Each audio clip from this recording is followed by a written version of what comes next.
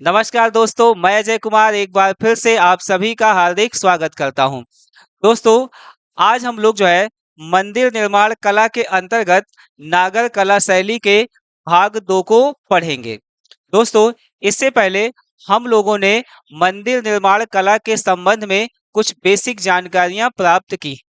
जैसे मंदिर निर्माण कला की अगर बात करते हैं तो भारत में इसका शुरुआती दौर कैसा था। इसका पहले चरण के दौरान मंदिर किस प्रकार से बनाए जाते थे। फिर उसके बाद आगे चल करके दूसरे चरण के दौरान जो है मंदिर किस प्रकार से बनाए गए, यानी कि मंदिरों में क्या संशोधन किया गया। और फिर इसका तीसरा जो आधुनिक चरण है, यानी कि आधुनिक मंदिर काल का जो चरण है, उस चरण के दौरान जो है भारत में किस कला शैली का विकास हुआ। ठीक है, इस संबंध में जानकारी ली। और गुप्त काल के दौरान जो है भारत में सबसे पहली बार जो है आधुनिक मंदिरों का निर्माण किया गया। और गुप्त काल में जितने भी मंदिर बनाए गए वो सभी मंदिर जो है नागर कला शैली पर बनाए गए। दोस्तों, हम लोगों ने अपने पिछले वीडियो के दौरान नागर कला शैली और उसकी क्या-क्या विशेषताएं हैं, इस संबंध में डिटेल से चर्चा की है। इसके साथ ही साथ जो है नागर कला शैली की अगर हम बात करेंगे तो इसका चरमोत्कर्ष काल जो गुप्त काल है, ठीक है, उस संबंध में हम लोगों ने जानकारी प्राप्त की। और इसके साथ ही साथ जो है नागर कला शैली में बना एक मंदिर जिसका नाम है देवगढ़ का दशावतार मंदिर, इसकी प्राप्ति कहाँ से होती है, खोजकर्ता कौन है, और देवगढ़ के दशावतार मंदिर की क्या-क्या विशेषताएं हैं। इसमें पहली बार शिखर का निर्माण किया गया। तो इस संबंध में हम लोगों ने अपने पिछले वीडियो में अच्छे से जानकारी प्राप्त की। दोस्तों, वे बच्चे जो मेरे इस वीडियो को पहली बार देख रहे हैं तो उनसे ये गुजारिश है कि वो मेरे इस वीडियो के पहले जो है पुराने वीडियो को जरूर देखें, जो मंदिर निर्माण कला का भाग 1 है। उसको देखेंगे तो ये वाला वीडियो काफी अच्छे ढंग से समझ में आ जाएगा। ऐसा इसलिए है क्योंकि आज के वीडियो में हम लोग केवल और केवल नागर कला शैली पर बने भारत में जो मंदिर हैं वो कहाँ से प्राप्त होते हैं, ठीक है, और उनकी क्या विशेषता है, इस संबंध में ही जानेंगे। इसीलिए आज का वीडियो जो है काफी लंबा नहीं होने वाला है। कम समय में जो है ज्यादा से ज्यादा जो है मंदिरों के संबंध में हम लोग जानेंगे। तो दोस्तों, शुरू करते हैं आज हम लोग नागर कला शैली को। तो नागर कला शैली की अगर हम बात करते हैं तो नागर कला शैली में ध्यान रखेंगे कि एक मंदिर है जिसको कहा जाता है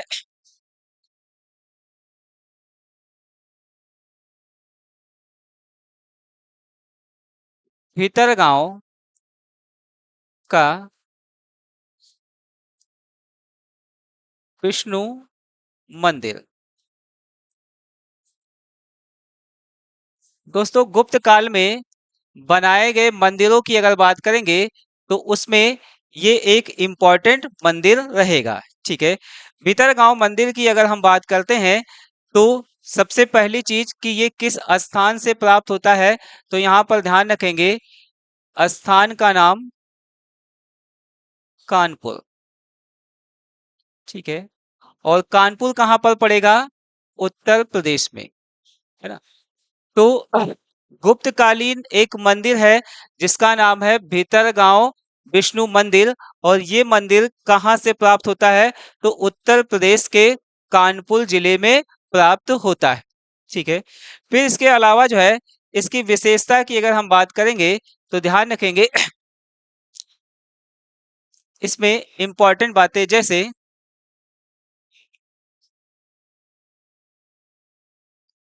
यह भारत में ईंट से बने मंदिरों में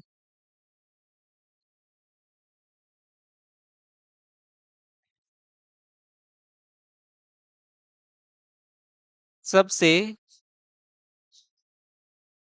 प्राचीन मंदिर है ना। तो भीतरगांव का जो विष्णु मंदिर है, ये भारत में ईंटों से निर्मित प्राचीन मंदिरों में से एक मंदिर है। यह भीतरगांव मंदिर भारत में ईंट से निर्मित सबसे प्राचीनतम मंदिर है। दोस्तों, ये काफी इंपॉर्टेंट तथ्य है, ये एग्जाम में कई बार पूछा गया है, तो इसको पूरी तरीके से माइंड में सेट कर लेंगे। ठीक है, फिर इसमें दूसरी इंपॉर्टेंट बात याद रखेंगे कि इस मंदिर में पहली बार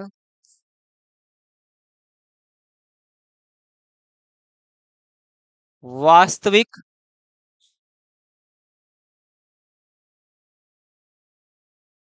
मेहराब का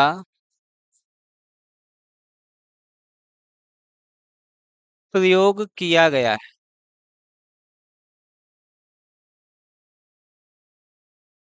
ठीक है, तो ये भारत का पहला मंदिर हो जाएगा जिसमें वास्तविक मेहराब का प्रयोग किया गया है। वास्तविक मेहराब की अगर हम बात करते हैं, तो यहाँ पर ध्यान रखेंगे कि ये जो वास्तविक मेहराब है, ये चैत्याकार मेहराब है। ठीक है, कैसा है? तो चैत्याकार। तो ये भी तथ्य जो है एग्जाम के लिए काफी इंपॉर्टेंट है। ठीक है, इसके अलावा तीसरी इंपॉर्टेंट बात कि यह मंदिर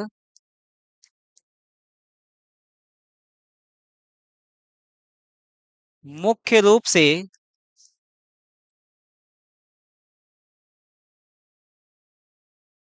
किसी भी देवता को समर्पित नहीं है, है ना? तो ये जो भीतरगांव मंदिर है, ये किसी भी देवता का पर्टिकुलर मंदिर नहीं है।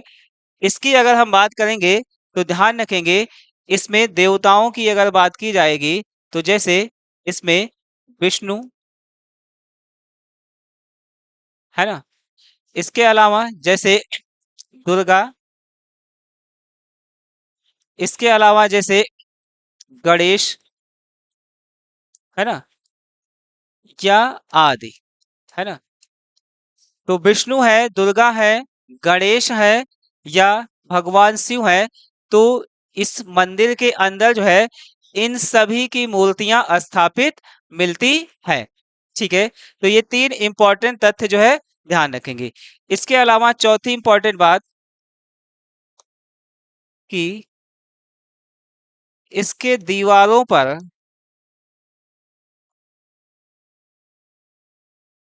रामायण एवं महाभारत की कथाओं के दृश्य मिलते हैं, है ना?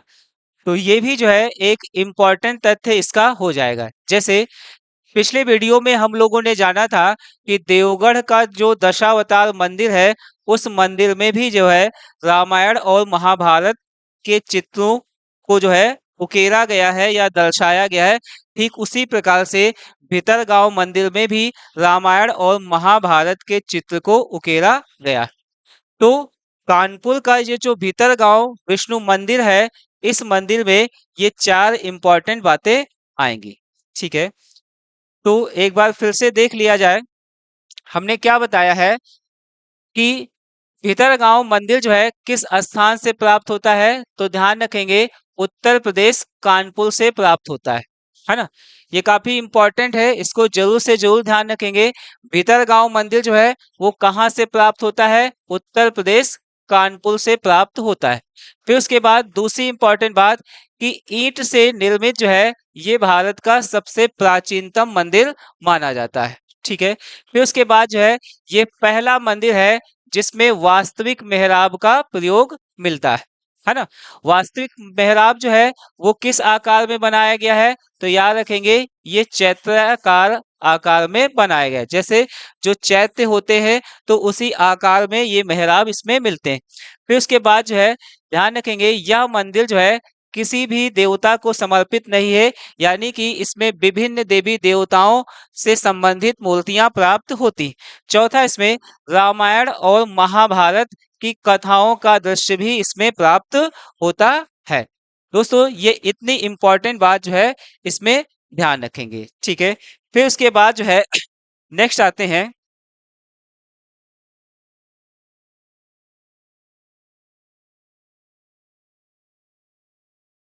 दूसरा मंदिर,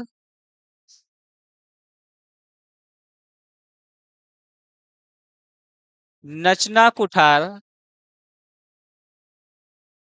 का पार्वती मंदिर।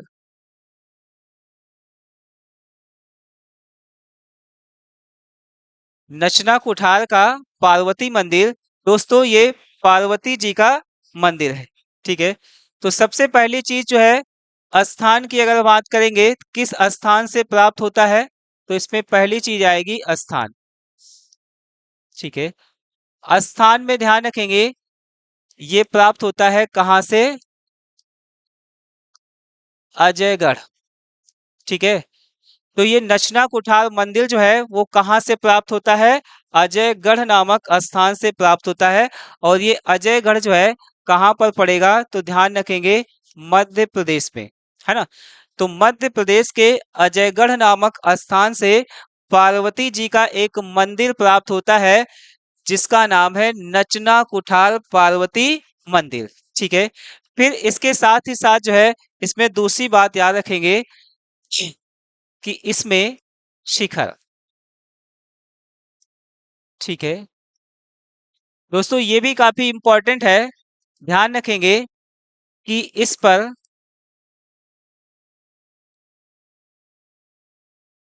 शिखर नहीं है, यानी कि गुप्त काल में निर्मित ये एक ऐसा मंदिर है जिस पर शिखर प्राप्त नहीं होता है। फिर उसके बाद जो है तीसरी इंपॉर्टेंट बात कि इसमें शिव एवं पार्वती को वाद्य यंत्रों से सुसज्जित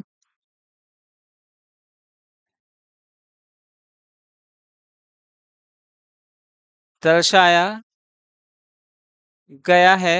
यह मूर्ति स्थापित की गई है है ना। तो ये शिव और पार्वती को इसमें जो है वाद्य यंत्रों के साथ सुसज्जित दर्शाया गया है, ठीक है। फिर उसके बाद चौथी इंपॉर्टेंट बात कि इस पर राम कथा का दृश्य प्राप्त होता है।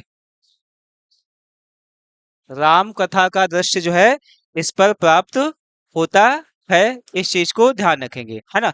तो ये नचना कुठार मंदिर के संबंध में चार महत्वपूर्ण बातें थी जो एग्जाम के लिए काफी इंपॉर्टेंट है, ठीक है। तो एक बार फिर से देखते हैं नचना कुठार मंदिर जो है वो किस स्थान से प्राप्त होता है, तो ध्यान रखेंगे अजयगढ़ मध्य प्रदेश। नचना कुठार मंदिर जो है किस स्थान से प्राप्त होता है, अजयगढ़ मध्य प्रदेश। नचना कुठार मंदिर जो है किस स्थान से प्राप्त होता है, अजयगढ़ मध्य प्रदेश से प्राप्त होता है। फिर उसके बाद जो है ये एक ऐसा मंदिर है जिस पर शिखर का प्रयोग प्राप्त नहीं होता है, यानी कि ये शिखर विहीन एक मंदिर है। इस पर शिखर का साक्ष्य नहीं मिलता है, यानी कि गुप्त काल में ये शुरुआती दौर का मंदिर है। फिर उसके बाद तीसरी इंपॉर्टेंट बात कि इसमें जो है भगवान शिव और पार्वती को वाद्य यंत्रों से सुसज्जित दर्शाया गया है, यानी कि शिव और पार्वती की जो मूर्ति है, ठीक है, वाद्य यंत्रों से सुसज्जित प्राप्त होती है। फिर उसके बाद चौथी इंपॉर्टेंट बात कि इस पर जो है राम कथा का दृश्य प्राप्त होता है है ना, राम कथा का दृश्य इस पर जो है प्राप्त होता है। ठीक है, तो आगे बढ़ते हैं। नेक्स्ट नेक्स्ट की अगर हम बात करते हैं तो ध्यान रखेंगे, अगला मंदिर है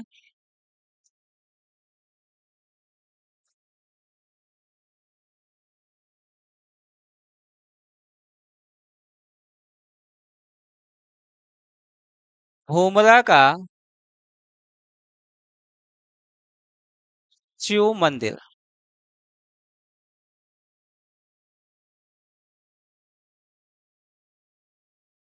भोमरा का शिव मंदिर। दोस्तों, इसमें सबसे पहली इंपॉर्टेंट बात आएगी स्थान। भोमरा का शिव मंदिर जो है वो किस स्थान पर है। ठीक है, भोमरा का शिव मंदिर जो है किस स्थान से प्राप्त होता है, तो ध्यान रखेंगे सतना जिला। सतना जिला कहाँ पर पड़ेगा, तो ध्यान रखेंगे मध्य प्रदेश, है ना। तो मध्य प्रदेश के सतना जिले से एक मंदिर प्राप्त होता है जिसका नाम है भूमरा का शिव मंदिर। ठीक है, फिर दूसरी इंपॉर्टेंट बात कि शिखर। शिखर की अगर हम बात करते हैं तो इस पर भी ध्यान रखेंगे कि इस पर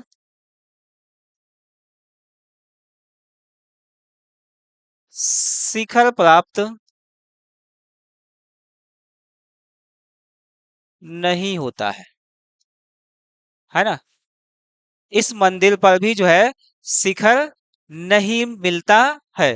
फिर उसके बाद जो है तीसरी इंपॉर्टेंट बात, गर्भगृह।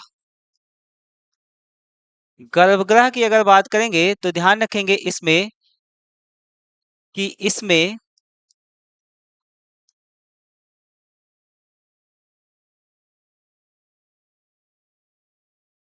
एक मुखी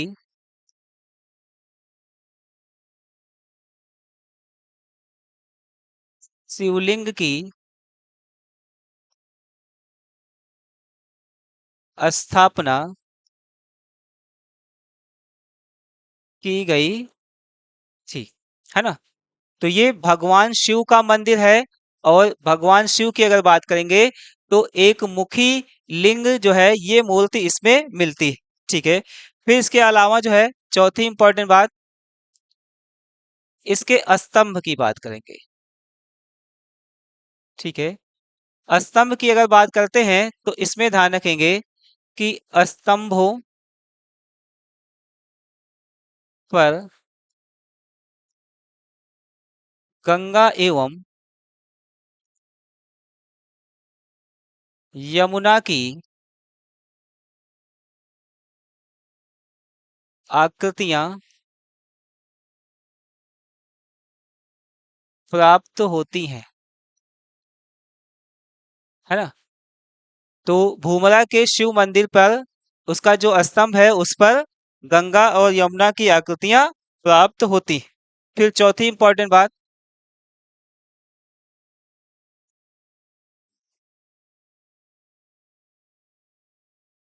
मूर्ति। मूर्ति की अगर बात करेंगे तो जैसे यहाँ पर हमने बताया कि शिवलिंग मिलता है, तो ध्यान रखेंगे इसमें भगवान शिव को या भगवान शिव को रत्न एवं मणियों से मणियों से सुसज्जित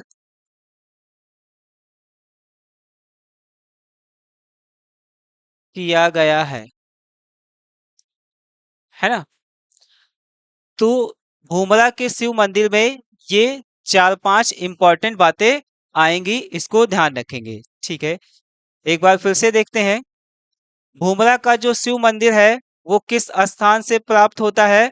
तो सतना जिला मध्य प्रदेश से प्राप्त होता है। इस पर भी जो है शिखर जो है वो नहीं प्राप्त होता है, इस चीज को ध्यान रखेंगे। तीसरा जो है, इसके गर्भगृह की अगर हम बात करते हैं तो इस पर जो है एक मुखी शिवलिंग जो है प्राप्त होता है, यानी कि गर्भगृह में एक मुखी शिवलिंग की स्थापना की गई। इसके अलावा इसके स्तंभों की अगर बात करेंगे तो इस पर जो है गंगा और उसके साथ ही साथ जो है यमुना की आकृतियां उकेरी गई हैं।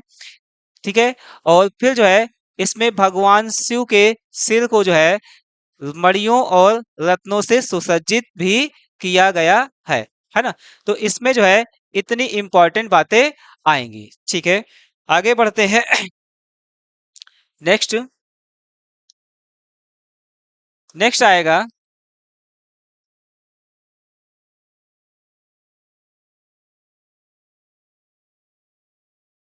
तिगवा का विष्णु मंदिर। तिगवा का जो विष्णु मंदिर है ये किस स्थान से प्राप्त होता है? तो सबसे पहली चीज जो है इसका जो स्थान रहेगा वो स्थान रहेगा जबलपुर मध्य प्रदेश। जबलपुर मध्य प्रदेश, है ना। तो तिगवा का जो विष्णु मंदिर है वो कहाँ से प्राप्त होता है? जबलपुर मध्य प्रदेश से प्राप्त होता है। दूसरी इंपॉर्टेंट बात, शिखर की अगर बात पूछी जाएगी तो ध्यान रखेंगे ये भी एक प्राचीन मंदिर है। तो इस पर जो है शिखर का साक्ष्य, यानी कि शिखर का प्रयोग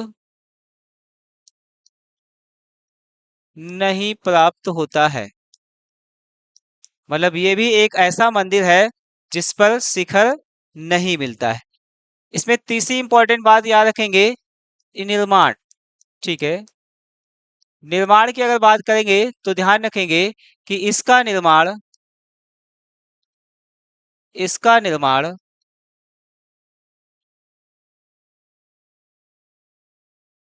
समुद्रगुप्त के समय में समुद्रगुप्त के समय में किया गया, है ना। तो तिगवा का विष्णु मंदिर जो है उसमें ये 3 इंपॉर्टेंट बातें आएंगी। ठीक है, फिर उसके बाद जो है अगले पर आते हैं। अगला मंदिर हम लोगों का रहेगा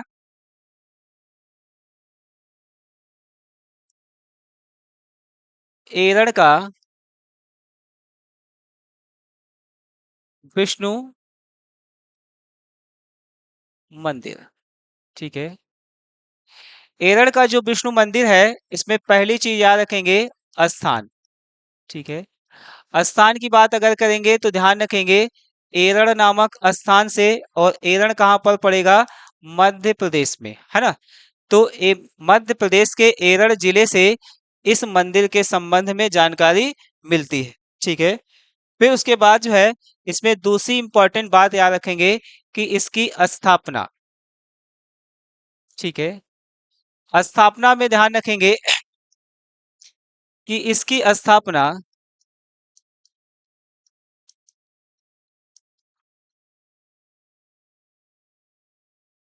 समुद्रगुप्त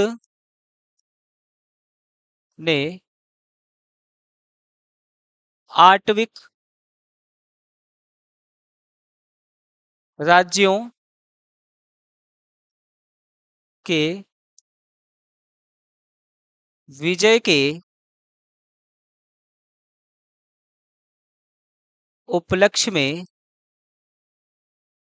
की थी। तो दोस्तों ये भी जो है काफी इम्पोर्टेंट मंदिर है है ना। फिर उसके बाद जो है नेक्स्ट आते हैं हम लोग अन्य मंदिर। अन्य मंदिर है ना। अन्य मंदिरों की अगर हम बात करेंगे तो अन्य मंदिरों में जो है एक मंदिर को ध्यान रखेंगे जिसका नाम है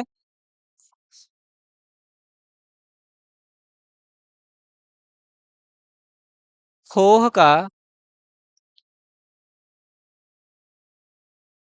शिव मंदिर।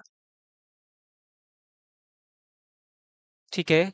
खोह का शिव मंदिर जो है ये किस स्थान पर है तो ध्यान रखेंगे सतना जिला मध्य प्रदेश है ना। सतना जिला मध्य प्रदेश में कौन सा मंदिर है खोह का शिव मंदिर। फिर उसके बाद जो है दूसरा सिरपुर का लक्ष्मण मंदिर। सिरपुर का लक्ष्मण मंदिर जो है ये कहाँ पर प्राप्त होता है तो छत्तीसगढ़। ठीक है। छत्तीसगढ़ है ना। सिरपुर का लक्ष्मण मंदिर जो है कहाँ पर है छत्तीसगढ़ में है। ठीक है। और इसमें ध्यान रखेंगे कि ये मंदिर जो है ईंट से निर्मित ईंट से निर्मित है ना। तो ईंट से निर्मित सिरपुर का लक्ष्मण मंदिर जो है कहाँ पर है छत्तीसगढ़ में है ना। फिर उसके बाद जो है तीसरा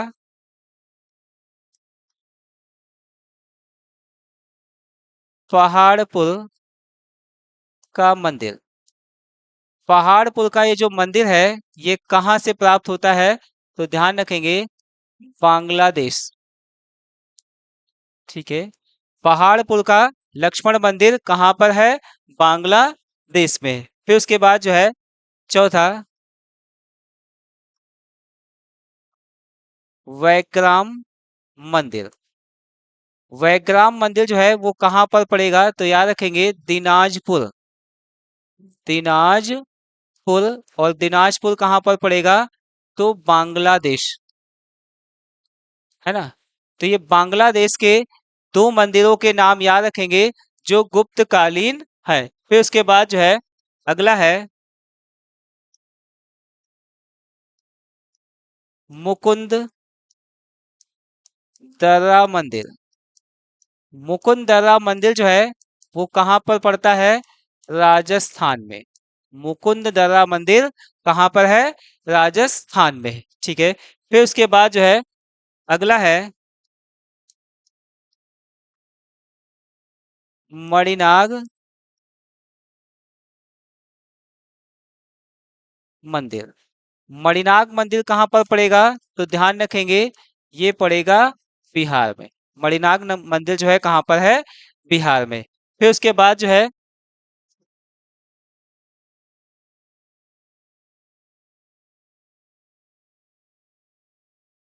एहोल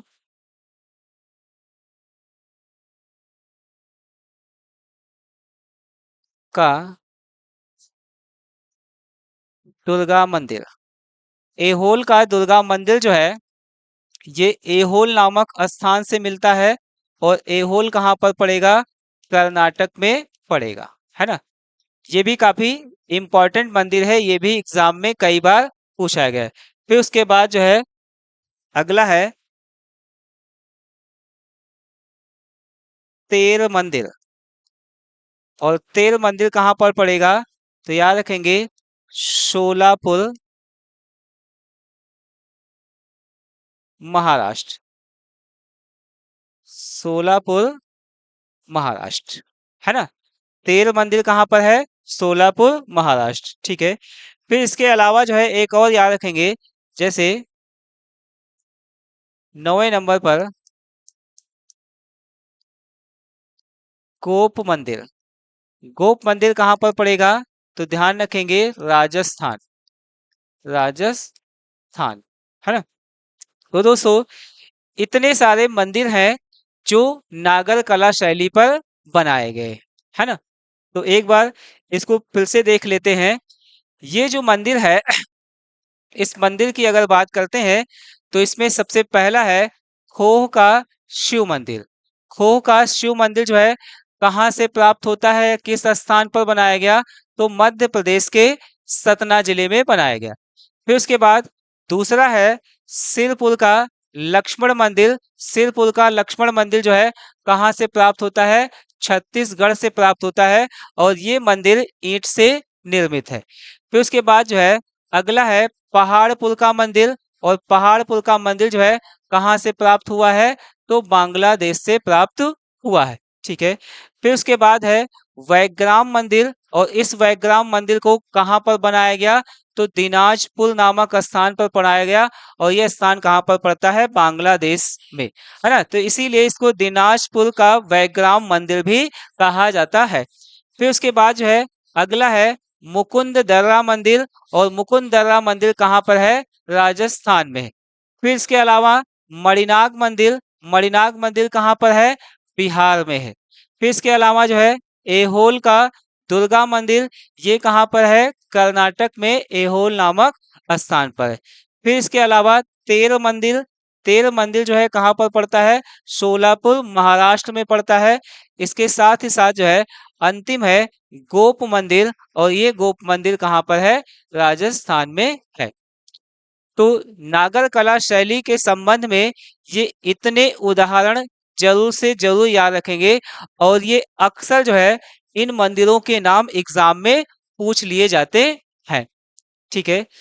तो आज का टॉपिक जो है हम लोगों का यहीं तक रहेगा।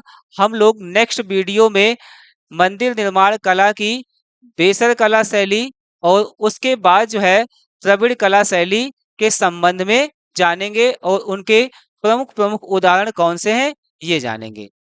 ठीक है। तो दोस्तों, वीडियो अगर अच्छा लगे तो लाइक शेयर और चैनल को सब्सक्राइब करना ना भूलें। धन्यवाद।